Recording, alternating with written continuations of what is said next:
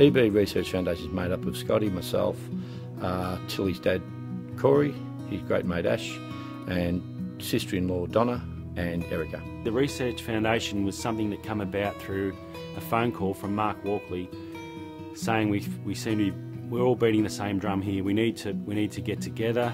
We got a meeting together with Scott Didier, Erica Lord, my sister-in-law Donna and Ash, and it was quick the way it all happened. They don't muck around, those guys. Scotty's got an amazing background in charity. He started the Starball 14 years ago, and the first year we raised $4,000 in his backyard, and last year we gave $1.5 million to Starlight. What I know about EB is my introduction to EB was through Tilly Wilkes, Corey's little girl, and then through Rick and Mark, and yeah, learn all about EB and what it is and the tragic disease that it is. Tilly's 6 years of age now. She started school this year. It's fair to say it's been a bit of a challenge. Well, EB doesn't go away. When Tilly was born, it was a really tough time for us. I think that our whole family went into some form of depression for a good 6 to 12 months. It was really hard to get our heads around that she actually had, our little baby had something wrong with her. She'll have EB for the rest of her life. It's there. It won't go away unless we cure it. EB is a genetic skin disorder whereby the proteins and or glue that holds skin together doesn't work quite so well, and EB sufferers. As a result, their skin tears extremely easily and or blisters at sort of the slightest touch. The worst sufferers actually have the same issue with their internal linings, so the more severe forms of the disease often end in sort of premature death. 8 months ago, Scotty and I had a lunch, and I felt like we were spinning the wheels, and we had this amazing brand in Tilly. So we decided that together with the group that we would try to find a cure to get sores off Tilly's arms. There's limited research being done around the world, but from what we can see, there's minimal funding and there's no cure.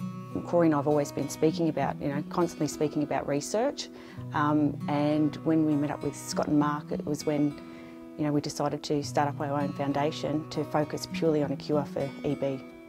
Our core pillars really relate to our, if you like, our scientific expertise in this space. John Bacon, who's on board, is an ex-chair of Deborah Australia. He has fantastic experience internationally with the commercialisation or the scientific research and commercialisation of pharmaceuticals. So his expertise is undoubtedly a linchpin to our organisation. Corey and Ash reached out to John and asked if he wanted to be involved.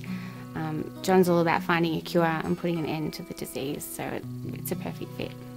I started life as a scientist. I set up a specialised pharmaceutical company. I worked with Deborah. I was introduced to a father of a patient with recessive dystrophic EB about 10 years ago, and I just found it to be the most cruel disease I'd ever seen in a career in medicine.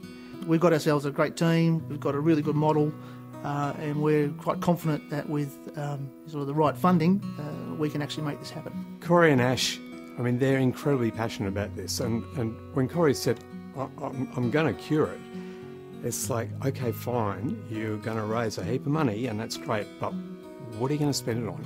Where's the money going to go? Where are you going to find the people who are going to cure this disease?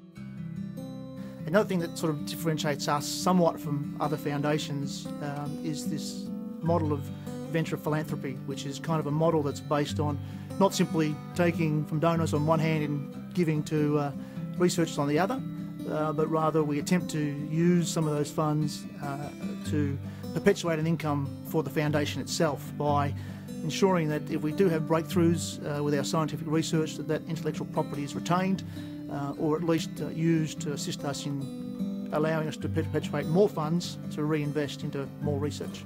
We're after a cure, and we're not going to stop till we get one. I'm pretty well connected internationally. I'm a scientist. I'm not an expert in EB, but what we need to do is we need to find the people that are doing the work that will lead to a cure for this disease. So we're researching worldwide to see who's in front of research.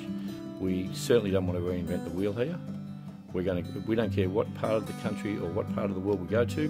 Whoever's in front and we believe they're spending the right money, we'll donate our funds to that research committee. Once we establish where the best research is being done, then we'll look at helping them with their funding, or we'll create our own, we'll bring our own doctors in if we have to. John's involvement will be basically steering the research committee. The person who finds the cure for EB, or the different people that find the cure for EB, could be working somewhere in the world in a university or a company. They could be working on a different disease, and they need to be focused on EB. And I think we're in a realistic time where we can find a cure. Please help us, please help us find a cure. Every single person can help us and make a difference. I'm hoping that you'll stick with us for the rest of the journey and be there the day that hopefully one day we have that cure. We've started on a quest now to make sure it's curable, and we won't stop till we find a cure.